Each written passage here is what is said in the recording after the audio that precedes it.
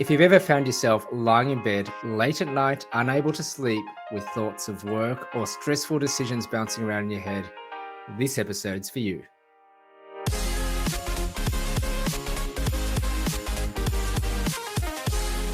Hi, and welcome to the Snooze Strategists. This is the show where we share with you how to be more focused, rested, and productive by providing strategies to manage your energy levels through better sleep. I'm Alex Young, a tech entrepreneur and a corporate innovator with over 20 years of experience building digital products and advising startup founders. Hi, I am Ashwagandha Vithana, a sleep scientist and an innovator with over 10 years of experience working in hospitals, leading research, and advising emerging sleep ventures. I spend most of my waking hours watching cricket, obviously not at work. Sweet, thanks, Ashen. So this episode, we're looking at work stress and in particular, its impact when you're trying to sleep. And so the way this came about, and a nod to my buddy Mike, but I think we've all been in those sort of situations where whether it's tax time and you're in finance and there's a lot on your mind, or whether you're sitting on a multi-million-dollar deal and you're waiting on, or you have to make a very difficult decision, or it could be a very small thing that's happening within your team, and you end up late at night lying down, unable to sleep, and the thoughts just keep going around and around. And that's something like I've experienced in the past, running my own startup, where you're doing everything and there's no end to it. You do your marketing, you do your accounting, you got this, you got sales, and it never ends. Is that something you've ever experienced? Yeah, absolutely. I think this is a really important topic. Working in corporate and a lot of hospitals, I've definitely felt that kept me up in countless nights as well. I think that really pushed me to understand how this stress impact and what are the fixes we can look for as well. I think it's a great topic. Great. Yeah. No, it's something that can happen sporadically, right? It's something that can happen. There could be a couple of nights it happens, and then you're back to normal. And you have these little spikes that occur. Otherwise, it may be a chronic thing where it's like people can go for weeks or months and just have whether it's a habit or a ritual or a routine, which for some reason or other is quite difficult to break.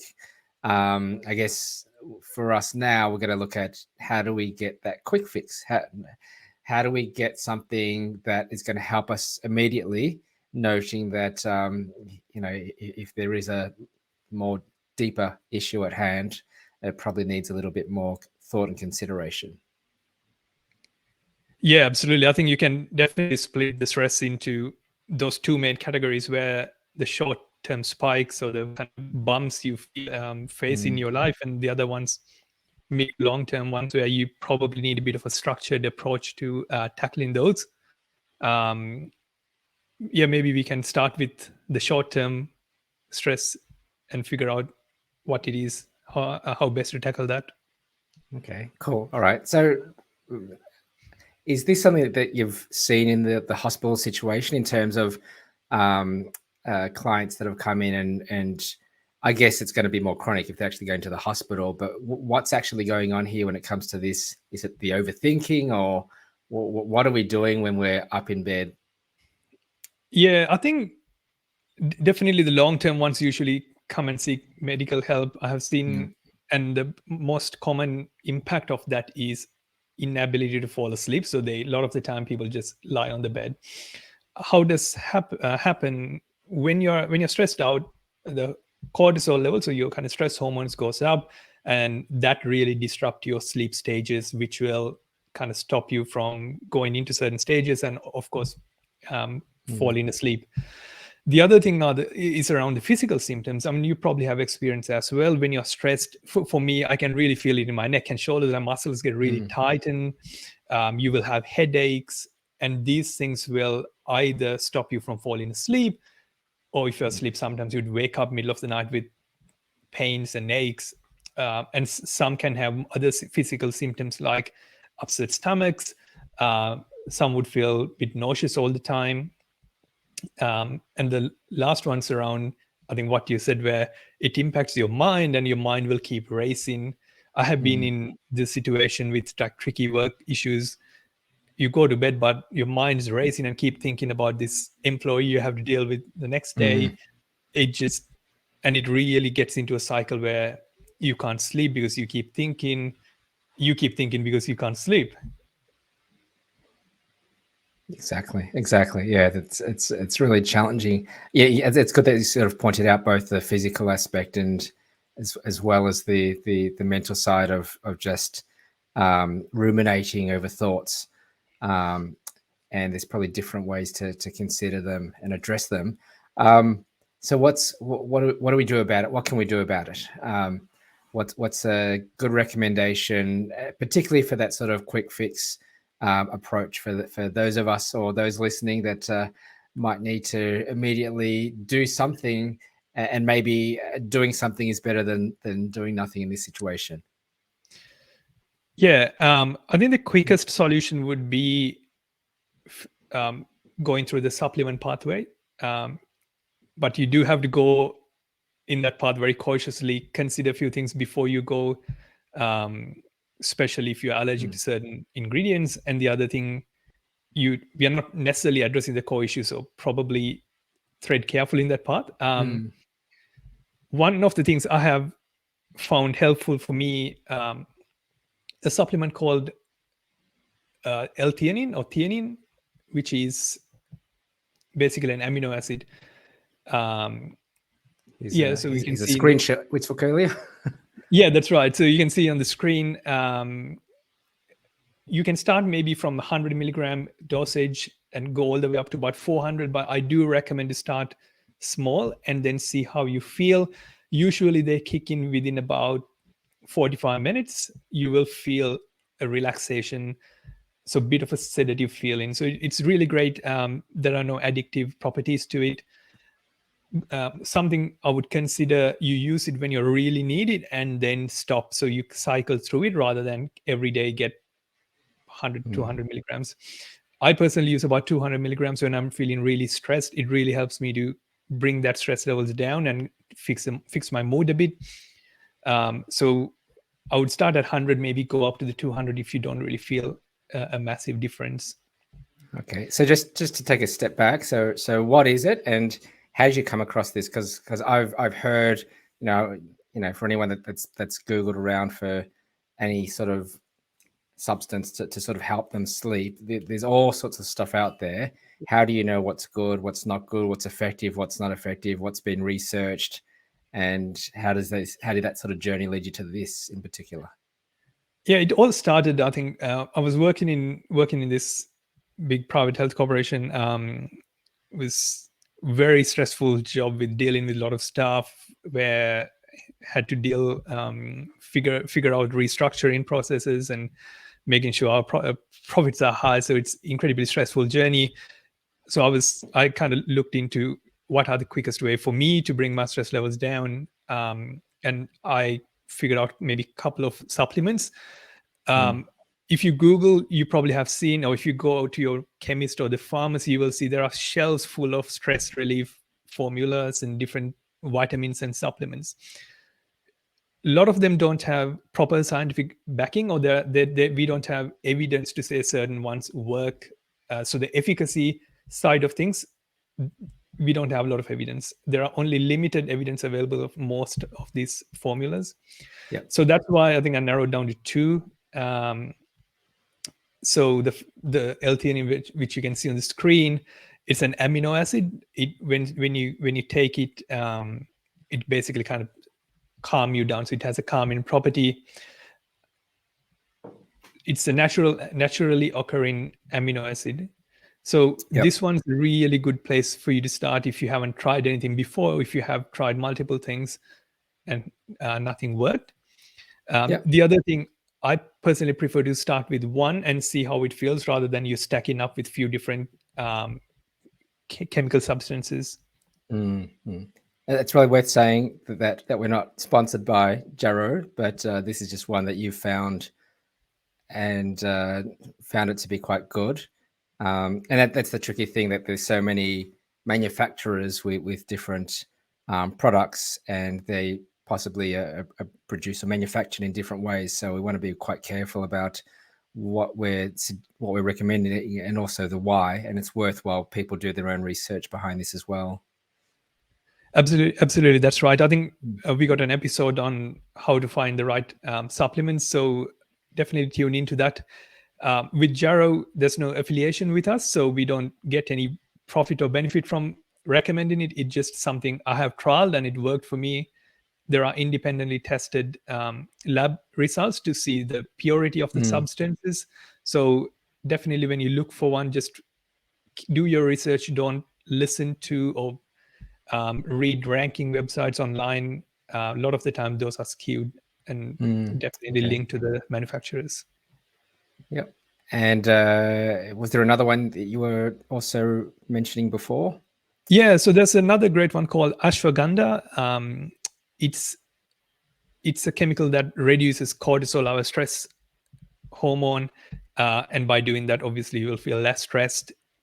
I would recommend to have 2 doses of this, ideally in the afternoon and evening. Maybe start around 300 milligrams in each dose. Another, I guess, tip around ashwagandha and maybe in general with the other supplements: do it for a week or 2 and see how you feel, and then stop and stay for another 2 or 4 weeks without taking it. Once you're feeling really anxious and stressed, maybe go back to it. So don't rely on these supplements, but there are great tools to bring your stress levels down. Yeah. With both, I guess, theanine and ashwagandha, or anything you use to calm yourself down, to reduce stress, don't take it just prior to exercise, because the whole point of doing the exercise is to get your heart rate raised, your cortisol levels up a bit. So this would be like counteractive to those actions. Okay. No, that's good. And so your recommendation is to try them out, and they may help calm you as part of relieving that stress in order to get to some sleep. But once again, it may work for some and not the others. So trial it and see how it goes. Yeah, absolutely. Cool. All right. There are other recommendations that you've got that we can try as well. Yeah, there's a great one. And this one's particularly free of charge. I was going through a difficult period due to work stress, and I found developing a gratitude practice really helps with changing my mindset. And psychologically, it really helped me to get through that difficult period. There are great studies that show repeated gratitude practices changes the way the brain and the heart communicates. And it really rewires your response to motivation and stress. So this is a great thing to do if you can build a gratitude practice. Interestingly, the research suggests that receiving gratitude is more impactful than giving gratitude. So I guess it's a good thing if you can build a good community around you, good friends, good family. And also when you're in stress, perhaps look back and see, all right, I helped my colleague with this, and it really helped him to get from A to B. So receiving gratitude, if you can't, if there's no opportunities for you to kind of keep hearing or reach out to people and get some gratitude, perhaps looking back is a great way. What I personally do in the morning, I try to journal or write down about 3 things I'm grateful. I try to come up with new ones every day, which kind of helps me to not to repeat the same thing. And kind of build a story around it rather than just say, oh, I'm grateful for food. Like be very specific on that and build that story. So I think you will definitely feel something different.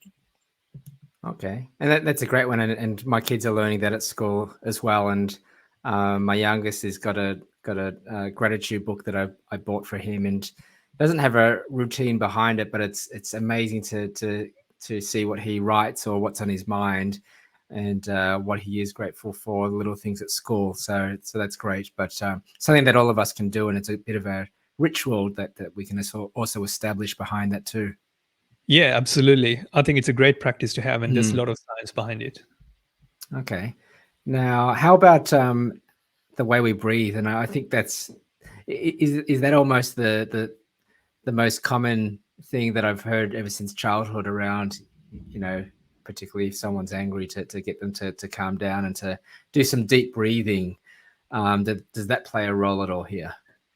Yeah, absolutely. I think most common advice when you give to someone stressed, you start with don't stress. Usually that doesn't work. And then you ask to take a deep breath. So the quickest way to bring your heart rate down and come from that panic stage to the normal stage is you take 2 short breaths and then breathe out. So longer breathing out period. So what happens when the breathing out is longer than breathing in? Your heart slows down. So that's the whole point of this exercise, to reduce your heart rate. So when you breathe in, make sure your breathing in time is shorter and breathe out time is longer than that. And that will slow your heart rate down and help to reduce some of the hormones that kind of causes you stress.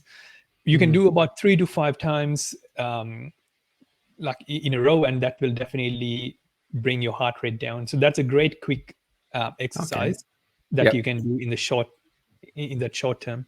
Okay. So is it always, it's a cycle of 2 short, 1 long? So there's some research around, I think it's called physiological sigh. You may have seen your pet dog or a cat do this as well.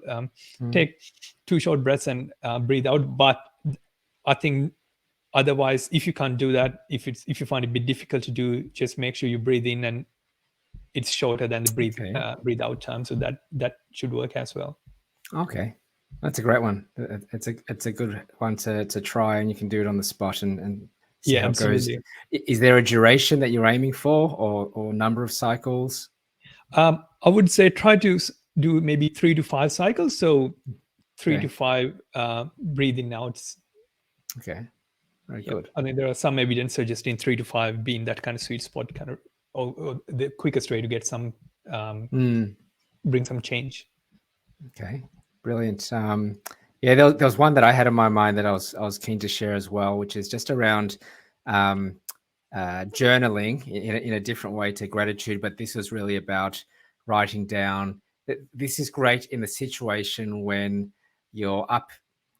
I keep saying up. I don't know why it's up, but you're in bed and there's something that you can't get out of your head, and that may be a particular action that happened during the day. Whether it was something that was particularly emotional or impactful, your boss said something, someone did something, you did a boo-boo, someone got fired, whatever it may be, there's something that you carried home from work that is you can't get out of your head. I had this situation once where there was something that it felt like there was some injustice in the workplace, and it was on my mind, and I was up in bed. Once again, up in bed. But I was just lying there. I was like, I can't get this thing out. I'm just thinking. And it's not something that could have been solved on the spot. It wasn't a problem to solve. It was an occurrence. And so in that situation, I got up, got to the computer. You can write down with a pen and paper, but I wrote down what happened, how I felt, and what I did. So very clearly what happened. This was the situation. Here's the people that were there, and these are the facts. This is the white hat. These are the facts of what happened in that situation. How I felt, just thinking about the feelings I was feeling at the time, having that activity or occurrence, and then what did I do? So just clarifying in my mind what was my action, or what happened next, what happened beforehand, but also what happened next. And that was great for me to actually get that out of my head, because can't believe it, but it was like, well, it's out of my head. It's not forgotten. It's not lost. And I've actually dug up those files before, many, many years later, and gone, actually, this was a poignant point in my life where this occurred. And I'm so glad I documented it, because it's sort of like you'll never forget it, but at the same time, it sort of definitely helped me get over that hump to at least get a good night's sleep. It didn't solve the problem. It didn't change the situation. It happened. But the important thing is you can get to sleep by channeling or redirecting that little bit of emotion. Yeah, no, absolutely. That's a great share, Alex. you're basically kind of sharing, or it's almost like talking to someone and letting it out, isn't it? Yeah. You just get out from your system. Yeah, that's amazing. Which is a good thing to do if you're like me, that doesn't always feel like talking about everything all the time. That's right. Yeah. Good point. That it is like talking to someone, and you did feel like it had the similar sort of positive quality to it. Yeah. Cool. All right. So it looks like there's a couple of things we can do here, and like I just want to share a quick recap of them. And granted that there's probably 1,000 things you could sort of suggest of all sorts of different ways to relieve stress, but I appreciate you've kind of got 4 things here that are kind of quite focused, and also based on your own experience. Everyone's going to have their own things and their own techniques and things that work, which they may want to share. I mean, we'd love to hear from others around what have they found working best for them. But also, if you do pick up and try any of these 4, we'd love to know, have they worked for you, and what version or modification have you made for them to work for you? Yeah, absolutely. And these are the immediate quick solutions, and we'll have another episode around mid to long-term solutions for this as well. Cool. Thanks for that. So keep in mind, there's some great supplements that Ashan's recommended. Try them out, see if they work. If they don't, they may not be for everyone. The controlled breathing, 2 in, 1 out, long one out, 3 to 4 cycles. There's the gratitude component, just keeping in mind what are you grateful for in your life, and what's been around you, or what's happening, or something that's occurred during the day. And then journaling as well as a way of getting out or documenting something of great occurrence that's occurred during the day that you can't get out. Cool. So that's a nice little snippet. And as Ashan's mentioned, there's much more to come in the near future, but please like and subscribe. And we do have a Facebook page now, so we'll be putting the link down below, and hopefully you can join us, and feel free to ask us questions if there's anything that we can help out with. Thanks a lot. Thanks for joining.